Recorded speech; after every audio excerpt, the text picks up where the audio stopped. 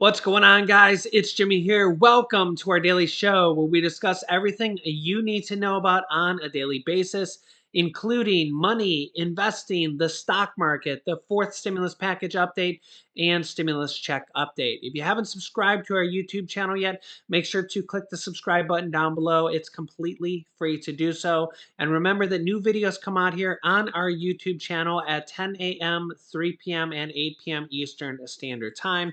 And also, thanks for hitting the like button for us down below. We got a lot of details coming out here right now. One on some new stimulus checks that could be coming out here in the near future for tens of millions of Americans. We'll be going over that here in this video. And on some brand new information that the U.S. economy actually went down in the first quarter of this year. Check this out. Yeah, you can see here the U.S. economy actually shrank 1.4% in the first quarter of the year here as the concerns of recessions rise. And really, by a lot of people's definition, this means that we are actually in a recession. It really depends, but you can see here the U.S. gross domestic product shrank at an annual rate of 1.4% in the first 3 months of 2022 as concerns about a recession rise. So this means that it's not growing anymore, it's actually declining. The news comes as the president is trying to stave off anxiety about inflation, which seems to be one of the only things growing right now. President Biden mostly pinned the blame on outlying factors in a statement on Thursday, saying, quote, while last quarter's growth estimate was affected by technical factors, the United States confronts the challenges of COVID-19 around the world. Putin's unprovoked invasion of Ukraine and global inflation from a position of strength, he said. Mr. Biden also mentioned how consumer spending, business investment, and residential investment increased. White House Press Secretary Jen Psaki reiterated the president's stance during a press conference on Thursday, saying that there were still very positive data points such as the rise in consumer spending. Saying, quote, the number was down, but that is largely because our economy is doing better than many economies around the world. I'm not really seeing the correlation there. Saying, quote, so while we were purchasing a lot of goods from other countries, there wasn't the same capacity to purchase our goods. And that is why the number was lower. And then on inventory, which is another piece of data that is measured. The U.S. Bureau of Economic Analysis found that the increase in virus cases driven by the Omicron variant, which was, the first quarter of this year, remember, 1 million per cases per day or more, and disruptions in businesses in some part of the country. Similarly, government assistance to forgivable loans to businesses during the pandemic, grants to state and local government, and enhanced unemployment assistance that has now lapsed and is no longer available, and the enhanced child tax credit that has now not been able to be passed here as well, and has sent millions of children back into poverty. Most people blame Senator Joe Manchin for that. As you can see here, Senator Joe Manchin's opposition to the expanded child tax credit effectively killed the Build Back Better legislation, which would have continued the assistance. And now they're trying to figure out how to pass it. Senator Sherrod Brown from Ohio, who's been a senator since 2007, so for 15 years, says, quote, I've worked half of my Senate career. I've worked on this, and I'm not stopping until we do, said Democratic Senator Sherrod Brown of Ohio. One of the tax credits proponents, the child tax credit, told The Independent on Wednesday, "My prediction is it will be as popular as Social Security is once it's up and running." Again, once they get it passed again. Remember that the child tax credits have been actually around for about like 23. I mean, and maybe if you count this year, it's 24 years or so.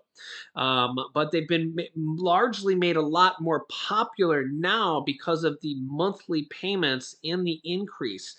Remember that former President Donald Trump increased the child tax credits, and his daughter actually helped. Increased those previously from $1,000 per child to $2,000 per child. Remember, the Republicans actually passed that with the 2017 Trump tax cuts without any Democratic votes. It's funny how it went from being a Republican thing to a Democratic thing. As my father would say, what's good for the goose is good for the gander. But in this case, it's kind of like one party wanted to pass it, and then the other party didn't want to pass it, and now it's like kind of the roles reversed here, right? And now one party doesn't want to help the other party when the other party didn't want to help the other party, and it's just like, come on, guys, can't we get along ever and come together for the good of people, the good of children, the good of Social Security, the good of people in need? It's like, because the reality of it is that if you actually kind of read between the lines, both these parties actually want to do this stuff. They actually want to help children. They actually want to help seniors. They actually want to help, the poor. They actually want to help, the people that, are hungry and in need, but they only want to do it like when it's good for their agenda, when it's good for their president or their party. It's because here's what happened. I mean, the former President Donald Trump and the Republicans passed and increased the child tax credits back in 2017. They increased it from $1,000 per child to $2,000 per child. And they did it without any Democratic votes. Okay. None of the Democrats would vote for it. The Republicans did it through the reconciliation process, but you had to file a tax return to get it. Okay, this is why a lot of people may not have even known about it. Okay, so all you had to do is go ahead and file a tax return. Even if you don't normally file a tax return, you can just file a tax return. Even the IRS says now you can, if you're owed the child tax credits. Remember that if you got those monthly payments now here from last year, you're still owed $1,500 to $1,800, even if you have no income. File a tax return, the IRS says, and get that extra $1,500 to $1,800. Make sure you do the tax return correctly and file, get the file for the money correctly. But the IRS says even if you don't have any income, file a tax return just to get the child tax credit, the rest of the money you're owed. The IRS says millions of people are potentially going to miss out on that extra child tax credit money because they don't file a tax return and claim the money. Hopefully, I'm helping out as many people as I can just by telling them that information. Share this video with anybody you know that may fall into that circumstance. Okay, but before, Democrats weren't voting for it. Now it's Republicans not voting for it. Last year, the Democrats passed the child tax credits, which were increased from $2,000 per year per child to $3,000 per year per child for children over the age of 6, and $3,600 for children under the age of 6. And they introduced the monthly payments that everybody knows as the child tax credits. So again, it's gone up from 2,000 to 3,000 to 3,600. And they introduced the monthly payments, which is actually a really good thing because most people just don't know how to save and don't know how to budget. It's just kind of a proven fact. Study after study will show you this, that if you give somebody $3,000 in January, they just won't be able to budget it, $300 a month per month and have $300 by the end of the year. It just will be gone, right? So giving them in monthly payments will ensure that they'll still have some money for food and rent and shelter and clothing by the end of the year, as opposed to giving it to them all in a one lump sum, so they're not starving by the end of the year. Monthly payments are a much better option for the majority of people, not everybody. Some people can budget and save and make sure that they have some money for food, by the end of the year. But the majority of people, getting the monthly payments a little bit at a time is a better option. Okay. But the problem here is if they don't pass this now this year, those monthly payments have gone away. And because those monthly payments have gone away, 60 million children, 60 million families are not getting those monthly payments anymore. And all those families that were getting those monthly payments, now they don't have that money for food anymore, or clothing or rent. I mean, honestly, the vast majority of families, based on studies and data, were using it for food. That was the number one thing people were using it for. So now they're not getting that money. It'd be like if Social Security payments just stopped going out, or if SSI or SSDI, any type of monthly payment that people were using to live on went out, stopped going out. So now it's stopped going out, and if they don't pass anything this year, the longer it goes on, they've already said that 5 million children have already gone back into poverty. Really, really sad situation. And of course, really, to be honest, um, this is just kind of typical Republicans and Democrats, Democrats and Republicans not getting along. Because if you just, history just shows Democrats just passed the bill for the child tax credits, Republicans passed the bill for the child tax credits. Why can't they just get along and pass it? Same thing with Social Security raises and food assistance for everybody, right? And stimulus checks. Republicans, we had a Republican president. We passed two of them underneath Trump with Republicans and Democrats. Democrats had, as soon as Democrats came in, we had a stimulus check passed underneath former President Donald Trump in December. But as soon as Biden came into office, literally in January, a month later, and the Democrats just, by the way the cards fell, the Democrats then controlled the House, the Senate, and the presidency. All of a sudden, the Republicans seen, oh my God, we're not in power anywhere anymore. They said, we're not voting for anything anymore. We don't want to vote for any more stimulus checks. So, and again, this is the problem here with both parties not wanting to come together anymore. And particularly, we see this a lot when one party is in control.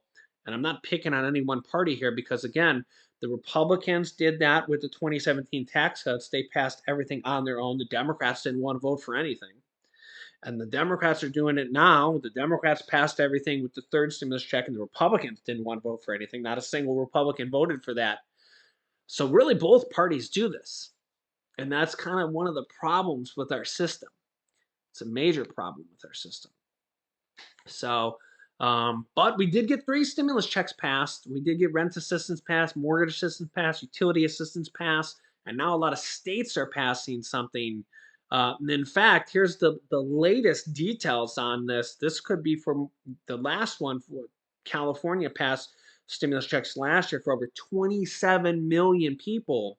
Here's the latest details on this. This is just coming out here. New information, actually. Millions of Californians may now get $200 cash rebates instead of the gas checks per car that could have been 400. That plan is kind of stalled now. And here's kind of the new plan that they're working on for the state of California. If you've been watching here, there's a lot of different states here doing a lot of different things. Here's the most recent here for California, which again, last year their stimulus checks went out to over 27 million people. Gas prices have sparked discussions about cash rebates for Californians, which are checks. A plan unveiled Thursday would extend beyond drivers to include all low and middle income taxpayers. So, before they were talking about drivers. So if you were a owner of a car, so they might be changing that. And you can see here, millions of California families would receive cash rebates, aka stimulus checks, of $200 per person under a detailed plan unveiled here just last night by state Democrats, with additional boosts to those enrolled in government assistance programs and subsidies provided to small businesses that could be extended for a decade. Wow. The effort to divvy up the state's towering tax surplus would be more far reaching than recent proposals by Governor Gavin Newsom and to others to provide a one time cash payments in response to the recent gas surge or the recent surge in gas prices. Ideas that have largely fallen flat at the state capitol because they're just caught up in the details.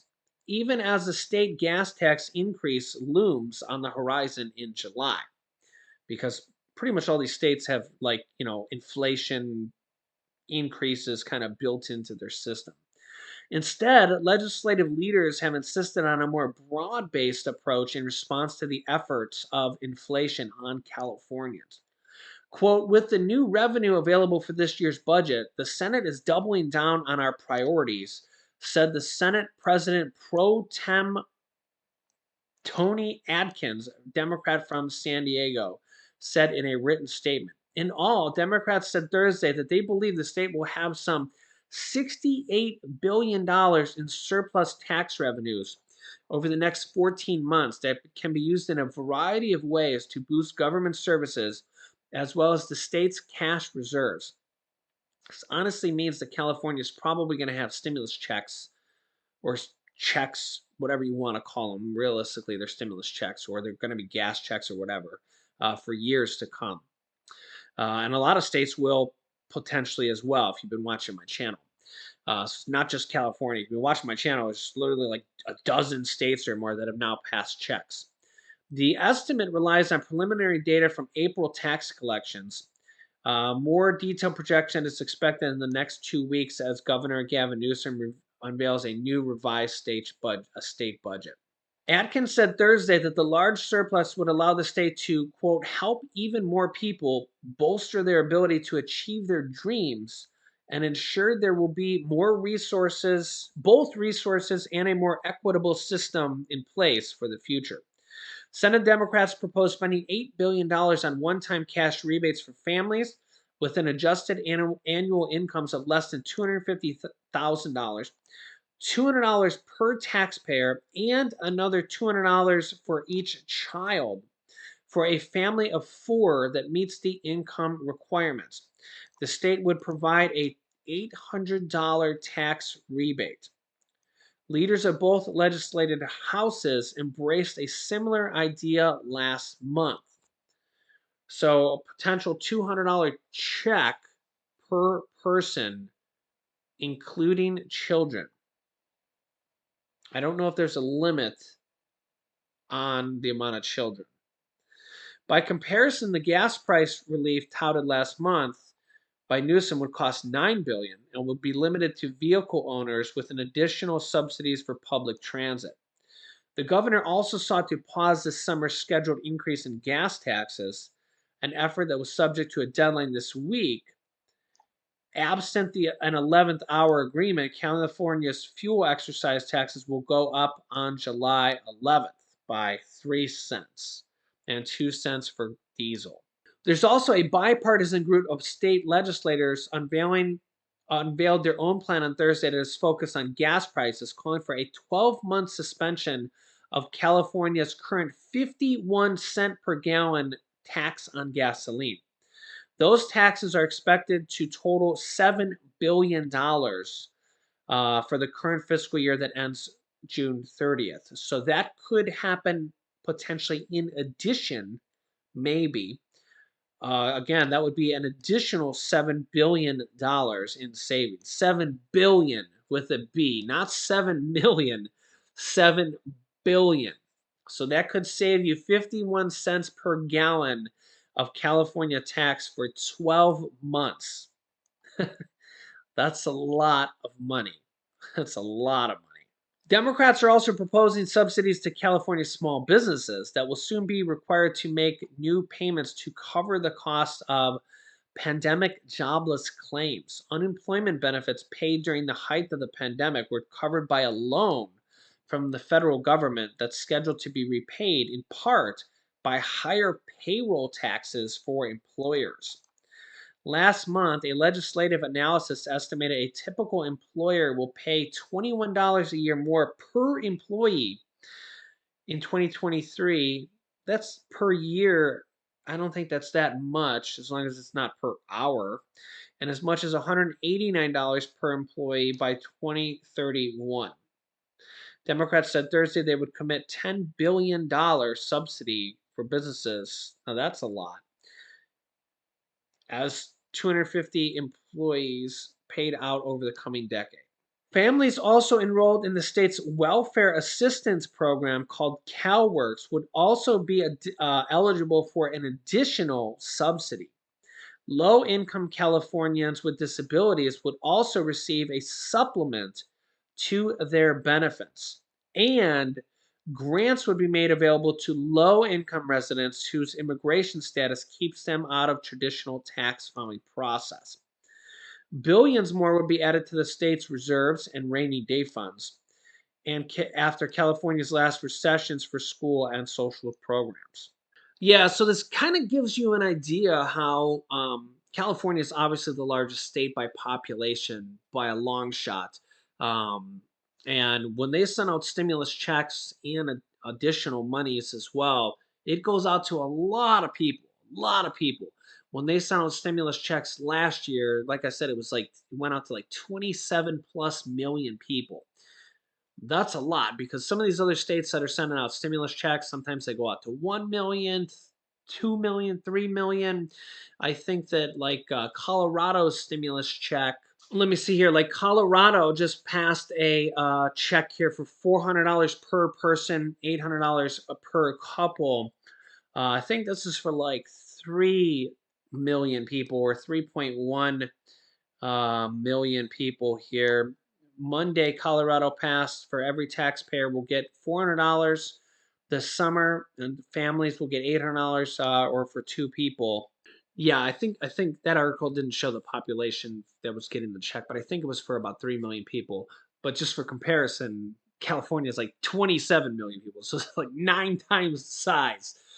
So anything that California does costs a lot of money. It's a lot of money. So yeah, so they're kind of trying to iron out the details and also pass it because remember, anything that any state does has to actually pass it.